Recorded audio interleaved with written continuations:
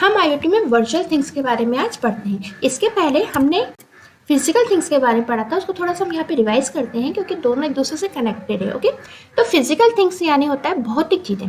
भौतिक चीज़ें वे सभी चीज़ें हैं जो हमारे आसपास मौजूद हैं और हमको प्रत्यक्ष रूप से वो दिख रही हैं, प्रत्यक्ष रूप से हम उन्हें टच कर पा रहे हैं, प्रत्यक्ष रूप से हम उसके ऊपर कार्य कर पा रहे हैं। जैसे फॉर एग्जाम्पल एसी हो गया, आपको वहाँ पे ऑन ऑफ करने के लिए स्विच दिए होंगे, बटन दिए होंगे, आप उनको स्विच पुश करके या बटन पुश करके आप एसी को ऑन ऑफ कर सकते हो। आपके हाथों में मोबाइल है, जैसे कि फॉर एग्जांपल मोबाइल से भी आप, यदि आपका टच स्क्रीन का मोबाइल है तो टच करके आप इसमें कई सारी एक्टिविटी परफॉर्म कर सकते हो। आपको इंटरनेट चलाना है तो इंटरनेट की एप्लीकेशन ओपन कर ली, तो आप किसकी सहायता से कर पा रहे हो? मोबाइल की सहायता से। तो मोबाइल क्या एक भौतिक वस्तु है, एक फिजिकल थिंग है। तो फिजिकल थिंग मतलब एक ठोस चीज।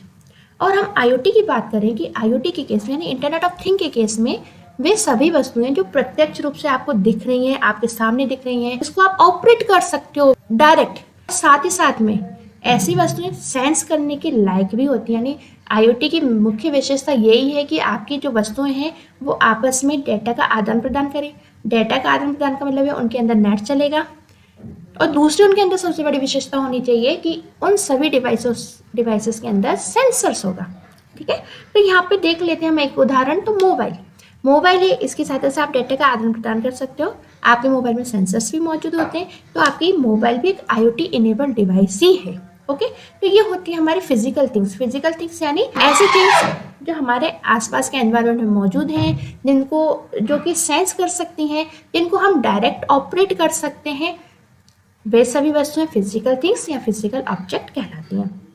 अब बात आती है वर्चुअल थिंग्स। वर्चुअल थिंग्स का मतलब होता है आभासी वस्तुएं, यानी ऐसी वस्तुएं जो आपको डायरेक्ट नहीं दिख रही हैं और डायरेक्ट आप उनसे काम कर भी नहीं रहे हो। जैसे फॉर एग्जाम्पल हमारे मोबाइल में चलने वाला एक व्हाट्सएप एप्लीकेशन। आप कहेंगे व्हाट्सएप एप्लीकेशन तो हमको दिखता है। देखो, जो व्हाट्सएप एप्लीकेशन है वो आपको कहाँ दिखता है? मोबाइल के अंदर दिखता है। आप कहोगे व्हाट्सएप एप्लीकेशन को आप अपने हाथ में उठा लो, क्या उठा सकते हो? नहीं। अच्छा, जो व्हाट्सएप एप्लीकेशन है क्या आप उसको बिना मोबाइल के ऑपरेट कर सकते हो? बिना मोबाइल या बिना कंप्यूटर के ऑपरेट कर सकते हो? नहीं ना। तो व्हाट्सएप जो एप्लीकेशन है ये ना तो आप इसको उठा सकते हो प्रत्यक्ष रूप से, ना आपको डायरेक्ट इसको ऑपरेट कर सकते हो। आपको व्हाट्सएप चलाने के लिए मोबाइल, कंप्यूटर, लैपटॉप या जो भी आपके कंप्यूटर बेस्ड डिवाइसेस हैं उनकी आवश्यकता रहेगी। ठीक है, तो व्हाट्सएप आपकी जो है वो क्या है? एक वर्चुअल थिंग है। तो यहाँ पे आप वर्चुअल थिंग का सीधा सा मतलब समझ लीजिए, ऐसी चीज़ें जो कि डायरेक्ट आपके थ्रू काम नहीं कर रही हैं, आप उनको एक फिजिकल डिवाइसेस के थ्रू ऑपरेट कर रहे हो।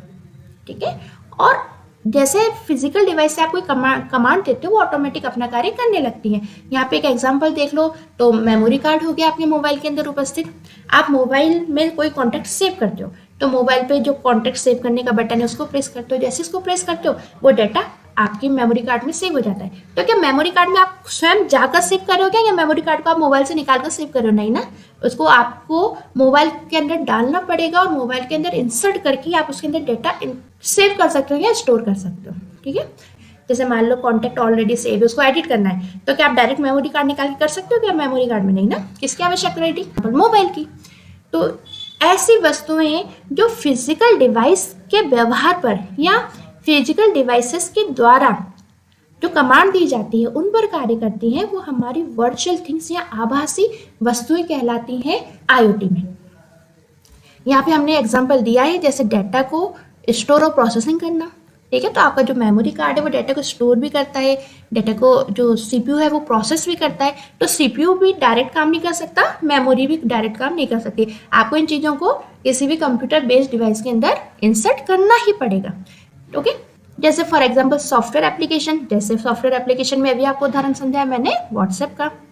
मीडिया कंटेंट, टीवी है, आप रिमोट के द्वारा चैनल बदलते हो, तो जैसे चैनल बदलते हो तो एक पूरा के पूरा कंटेंट टीवी पे दिखने लगता है। यानी फिजिकल रिमोट जो है वो आपके हाथ में है, फिजिकल डिवाइस को जैसे आप ऑपरेट करते हो आपके सामने एक वर्चुअल कंटेंट यानी आभासी कंटेंट आपके सामने आ जाता है। ओके, अब वो मीडिया में जैसे कोई जी टीवी चल रही है, स्टार टीवी चल रही है, उसमें कंटेंट कैसे आ रहा है वो आपको प्रत्यक्ष रूप से नहीं दिख रहा, बट वो आभासी तौर पर आपके सामने वो कंटेंट आ रहा है और वो अलग अलग डिवाइसेस का यूज कर रहा है। अच्छा, जिन जिन डिवाइसेस का यूज करके वो आपके पास आ रहा है आपको वो सारी डिवाइसेस भी नहीं दिख रही हैं। सो वर्चुअल थिंग्स मतलब आभासी वस्तुएं। तो ऐसी वस्तुएं जो हो सकता है आपको प्रत्यक्ष रूप से कुछ दिखे भी और हो सकता है प्रत्यक्ष रूप से आपको नहीं दिखे।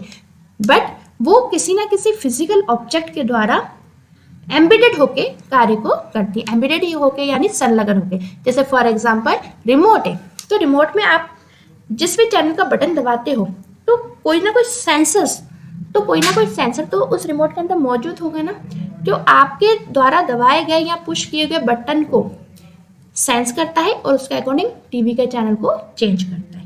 ओके, और टीवी का जो चैनल चेंज होता है उसके अकॉर्डिंग ऑटोमेटिक कंटेंट आपके सामने आ जाता है। अब वो कहाँ से आ रहा है, किस तरीके से स्विच कर रहा है, वो पूरा आपको यहाँ पर नहीं दिख रहा। तो वे सभी वस्तुएं हमारी वर्चुअल थिंग्स कहलाती हैं, जो अप्रत्यक्ष यानी इनडायरेक्ट रूप में काम करती हैं और वे सभी फिजिकल डिवाइस की मदद से कार्य को करती हैं।